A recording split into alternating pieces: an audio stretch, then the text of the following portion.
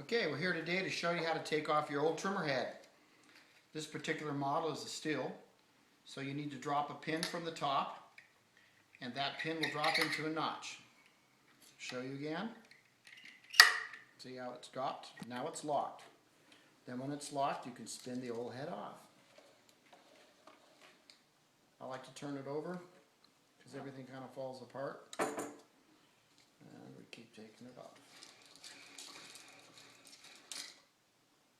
Okay, now we have the old head off, and we select a bolt from our universal kit that will fit your particular machine.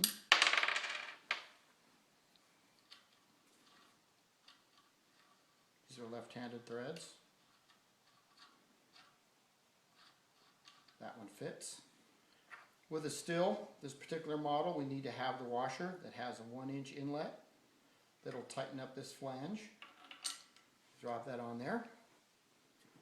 Take our Mighty Max, we flip it over, and we drop our nut into the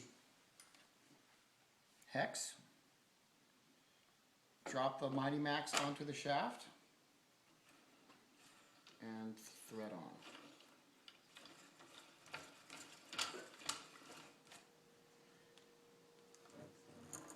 Tighten it up. Hand tight. That's good.